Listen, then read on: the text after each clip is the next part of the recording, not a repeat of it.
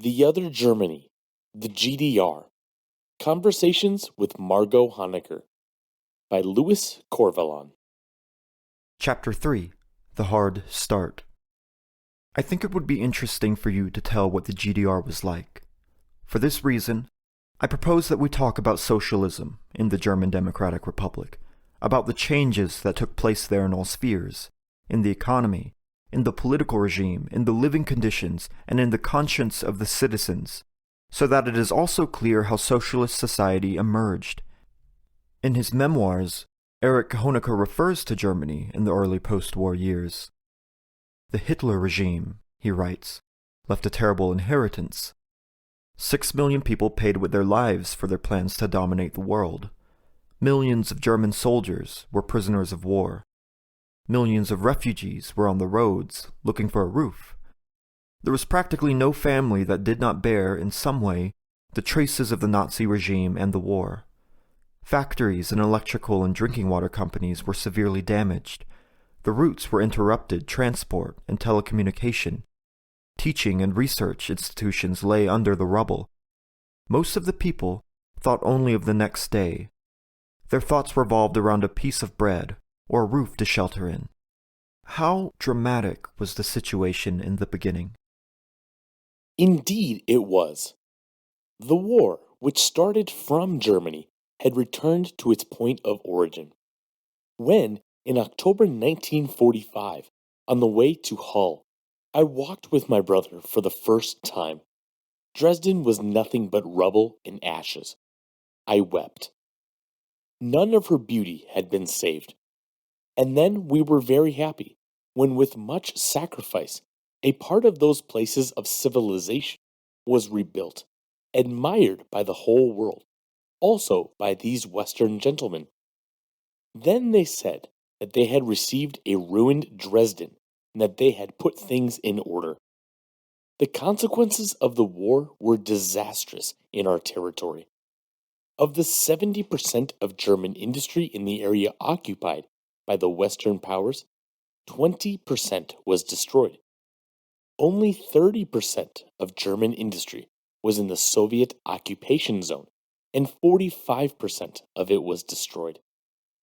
This is one of the factors of the unequal starting point between East and West after the war.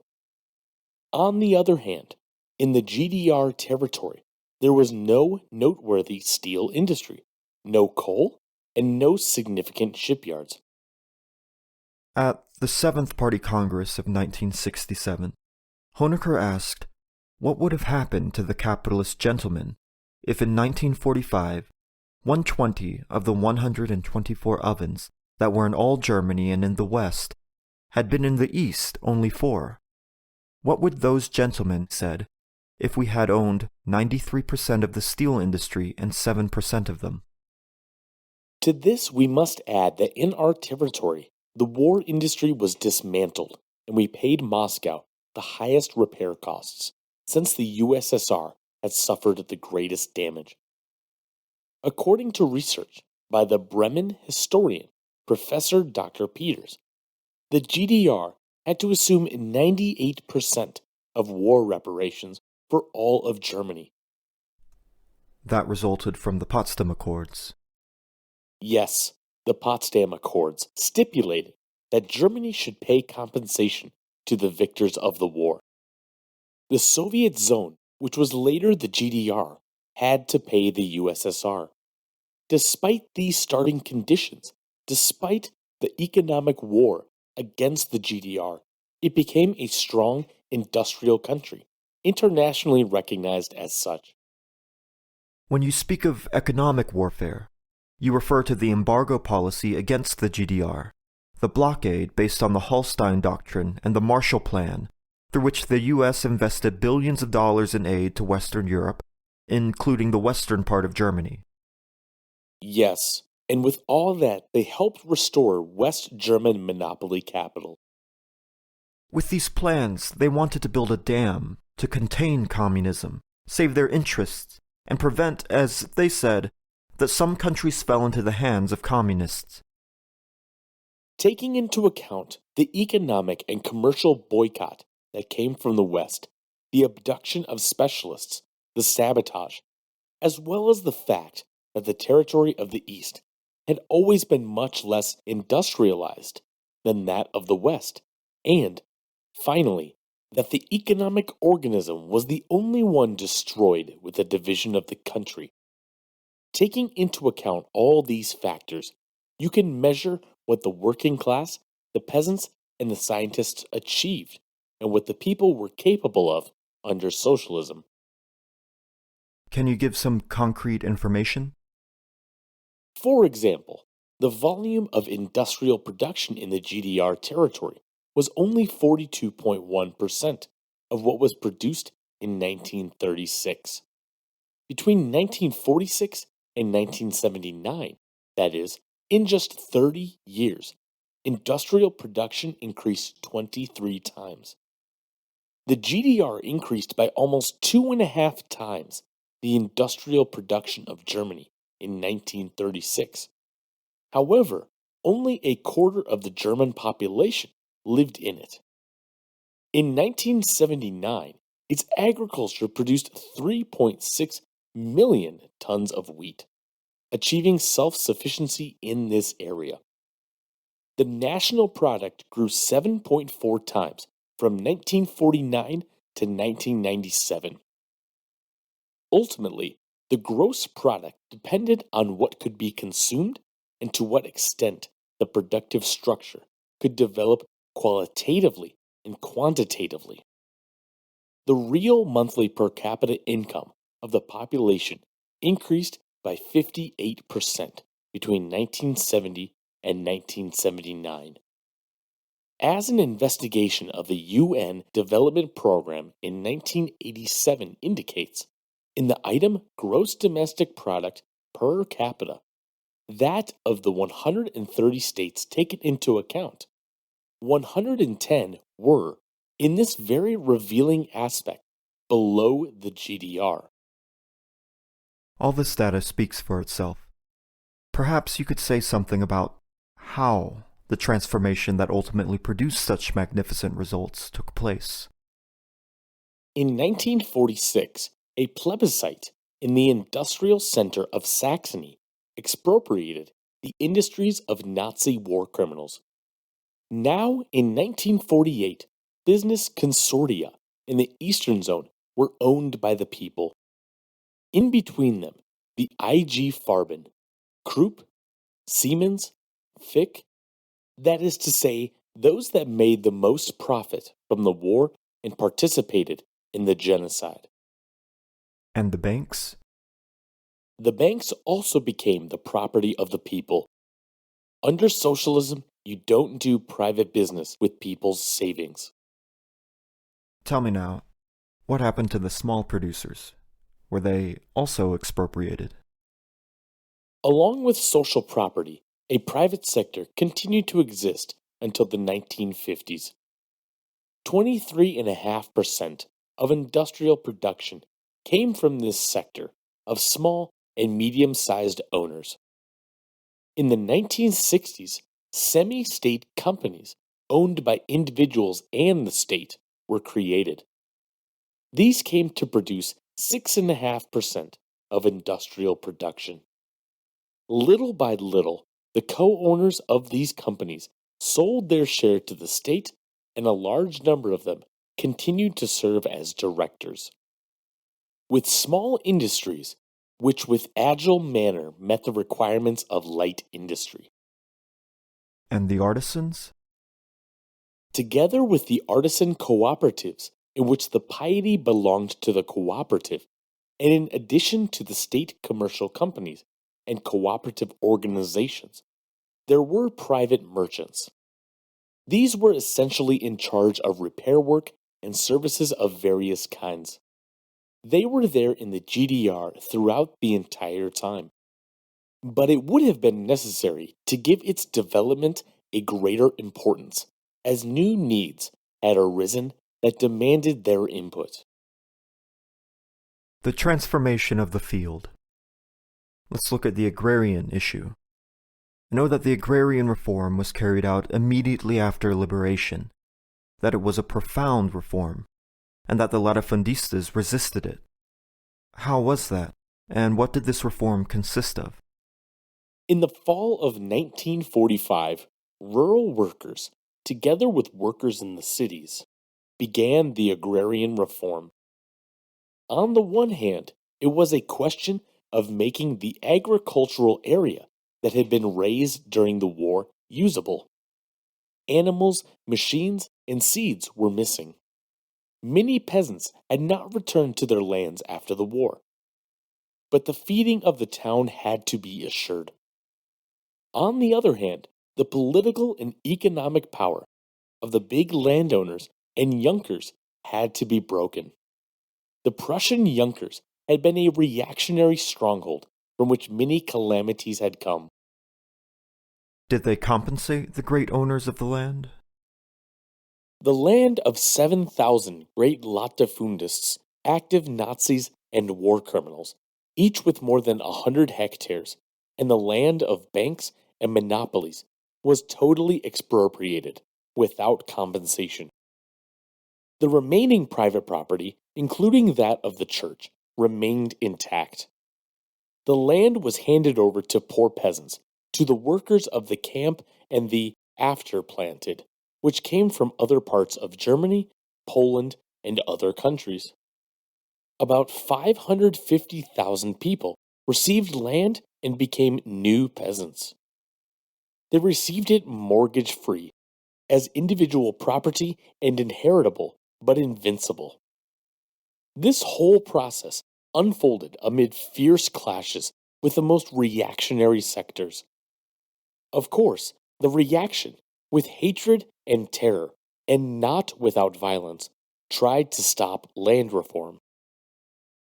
Nor is there any shortage of those who argue that this land reform was not democratic. It was one of the most democratic transformations. At last, the land was received by those who, under the yoke and with the sweat of their forehead, made it produce and who went on to enjoy their crops. What was the attitude of the peasants at the beginning of the Agrarian Reform? At first, there were peasants who needed to be persuaded, through hard and long conversations, to take this step. It was also necessary to give them great help. First, they were helped to organize. Agrarian Reform Commissions were established to which they belonged to small owners and transplants. Subsequently, the mutual aid committees were formed and developed as mass organizations and gave rise to the Peasant Mutual Aid Union.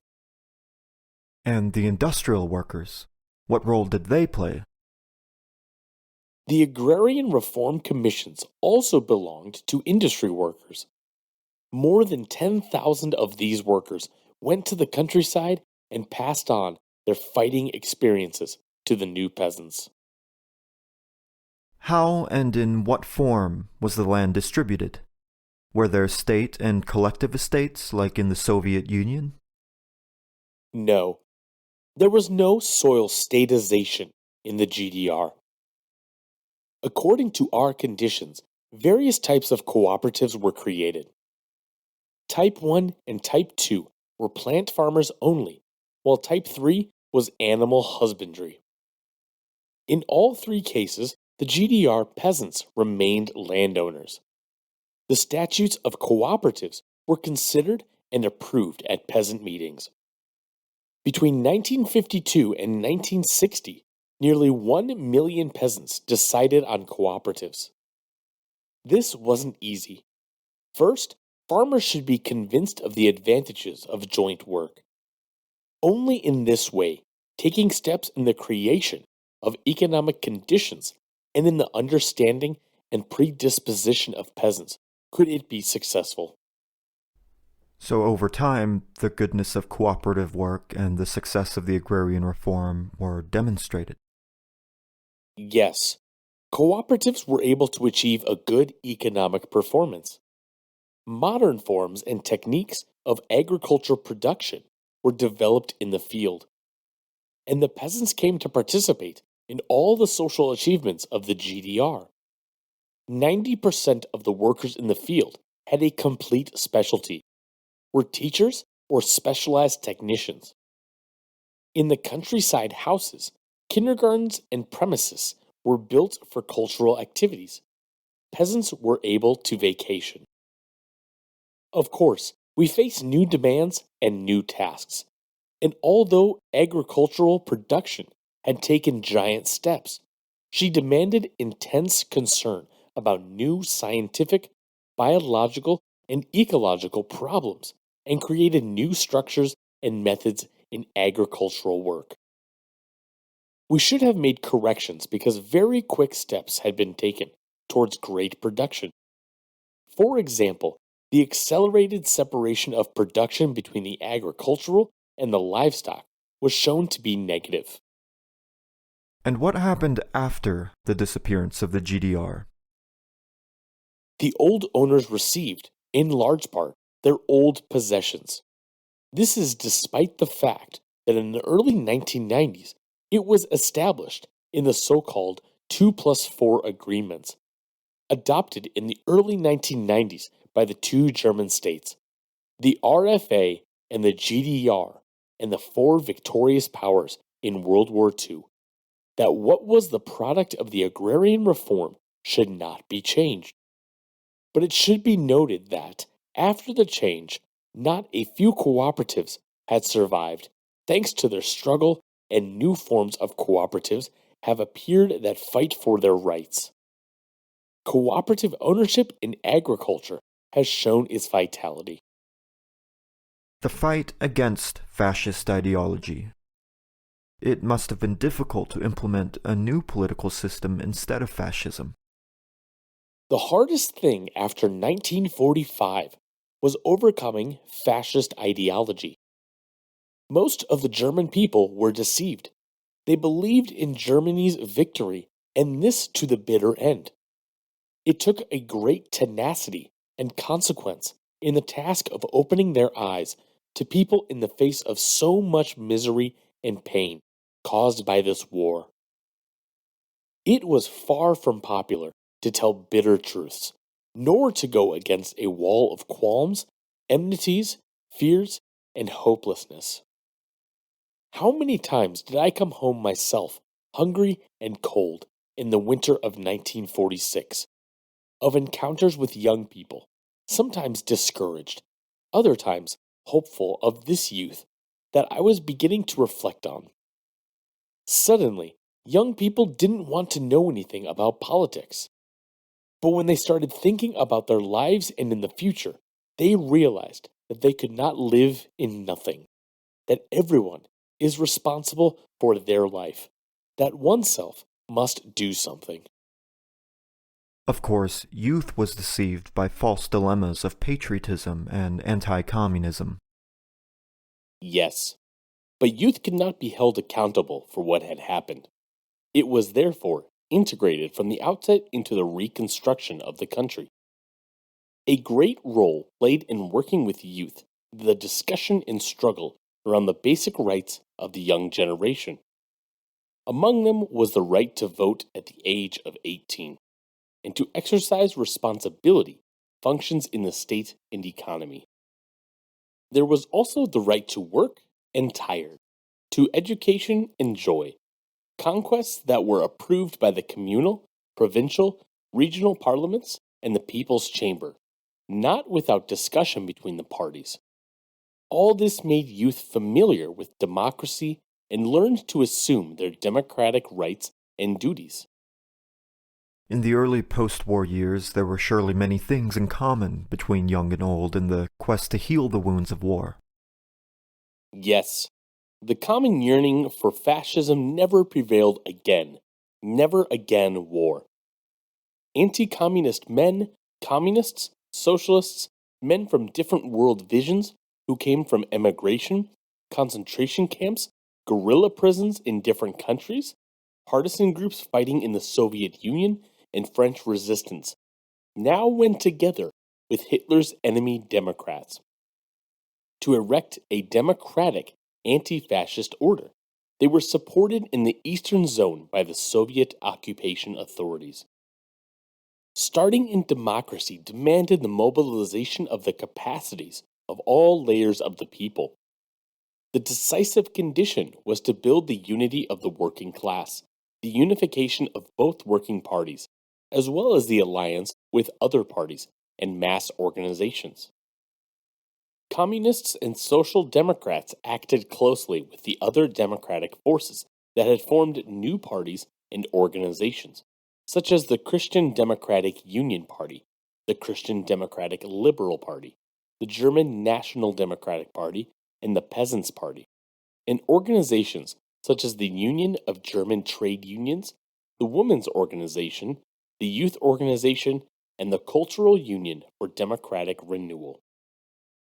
Without the union of all patriotic forces on the National Front, it would not have been possible to mobilize men and women a new democratic beginning. By imposing democratic basic economics in the state, nor therefore the construction of socialism.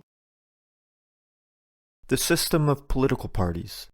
Just like you just said, there was the Unified Socialist Party of Germany, or in other words, the ELP-SUA, the Democratic Peasant Party, the Christian Democratic Union, the Liberal Democratic Party, and the Democratic National Party. All of them were represented in Parliament, in the People's Chamber, in the Council of State, and in the Council of Ministers, as well as in the administrative bodies at all levels. Not only were the parties represented in the communal, regional, and provincial parliaments and in the People's Chamber, it also included its own members, the Confederation of German Free Trade Unions, the German Free Youth, the Democratic Union of Women, the Cultural League, and the Peasant Mutual Aid Association. These parties held their congresses, their elections, they took their resolutions, and in the People's House they had their benches. They made proposals, they took initiatives in matters of laws, they had their diaries. The Bauern Echo belonged to the Democratic Party of Peasants, the National Zeitung, per team the National Democratic Party. The Neue Zeit was from the Democratic Christian Union, the Der Morgen of the Liberal Party, and the Neues Deutschland of the United Socialist Party of Germany. Were the 5 parties involved in the leadership of the state? Absolutely. How were the elections in the GDR? Elections were free, secret, and egalitarian. Candidates were nominated by parties and mass organizations and must be previously approved by the labor collective to which they belonged. If not approved by their collective, they could not apply. Elections are presented with more candidates than the positions to be held. For 500 positions in the People's Chamber, 703 candidates were presented in the 1986 elections. According to the law, the organization and development of elections was carried out by a commission made up of representatives of the parties and mass organizations, production workers, cooperatives, intellectuals, and the armed forces. The disappearance of the GDR and the PSUA. The United Socialist Party of Germany was destroyed before the GDR fell. Immediately after the Special Congress called the United Socialist Party of Germany Congress and the SDA, then appears this new party called the Party of Democratic Socialism. But there is also the Communist Party of Germany, the DKP, and the Communist Party that was formed in Berlin. Yes, there was the former Communist Party that was in the Federal Republic of Germany and now also has an organization on the territory of the former GDR, and a small Communist Party that was formed in 1990. So, there are 2 communist parties in one German state. The existence of 2 German PCs is a transient phenomenon. For the time being, both parties have stated that they are about to work together. Is the party that was founded in 1990 just Berliners? Or is it being organized throughout Germany? It was formed by comrades who were from the United Socialist Party of Germany, who did not follow the path of the Party of Democratic Socialism, and who did not want to join the Communist Party of Germany, the DKP. On the particularities of the development of the GDR. By studying the history of socialist countries, one comes to the conclusion that socialism in the GDR was not a mechanical copy of Soviet socialism. First of all, I would like to say that the Communist Party of Germany, in 1945, in its historic call to create an anti-fascist and democratic Germany, declared that it would be a mistake to adopt the Soviet system in Germany. In 1945, it was a question of erecting an anti-fascist and democratic order, and this not only in one part of Germany but in whole Germany. Socialism was not the order of the day as a near goal. It was about the reconstruction of a democratic Germany. From the outset, we had to find ways and means that corresponded to our national conditions. It was necessary to draw the relevant lessons from German tragic history. The chances of the German people after liberation from Hitler's fascism were great. In East and West, there were vast anti-fascist forces. There was a strong Marxist party, the Communist Party of Germany. Anti-fascist committees were founded throughout Germany, to which different social and ideological groups worked. To impose democratic measures, these forces relied on the Potsdam resolutions, until the Potsdam Agreement was virtually unknown and buried by the Western Allies, making common cause with the restorative forces in Western Germany. In the early post-war years, basic democratic demands were imposed by plebiscites on the constitutions of the regional states of West Germany. However, they subsequently did not materialize in practice. Then came the GDR, in whose development its own characteristics stand out. In reality, it is not possible to judge the results nor the problems faced by the GDR if the particularities are not taken into account.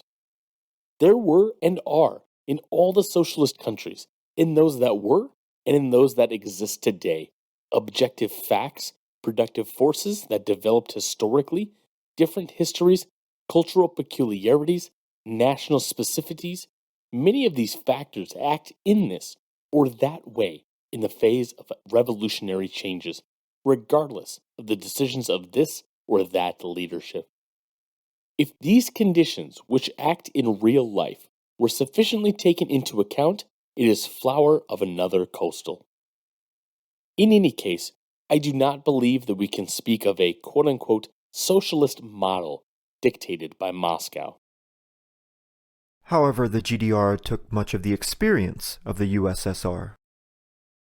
It was natural that the GDR and other Eastern European countries would draw on the experiences of the USSR in undertaking the construction of socialism in the post-war period. Badly, it was the first and only country to have experience in building a historically entirely new society. To ignore the basic experiences in changing production relations, in the creation of a state of workers and peasants, as well as certain regularities in the construction of socialist society, would have been foolish. Of course, there were things that were formally copied. The copies did not work and had to be corrected. Naturally, Soviet policy influenced all states that were closely associated with it, and ideologies had their effects across borders, both positively and negatively. And finally, economic dependence was reflected in political relations. To such an extent that in the Warsaw Pact, the Soviet Union had supreme command. When we talk about the characteristics of the development of the GDR, it is right to make it clear that the construction of socialism is closely linked to the struggle for national unity and democracy, and is carried out in its various phases under the conditions of existence of two different social systems in a single country and with open borders. Permanently, the GDR was confronted with the forces of the other part of Germany who want to roll back the social progress and whose policy was always aimed at eliminating the political and social basis of the GDR. When one looks at the historical development of the GDR, as it actually did, one cannot fail to bear in mind that the conditions under which joint work with the other socialist countries developed showed particularities, of which political decisions were also permeated. Thank you for listening to this reading from the People's School for Marxist-Leninist Studies. Support us at newoutlookpublishers.net, join us on Discord, follow us on Twitter, and visit peopleschool.org to sign up for free classes.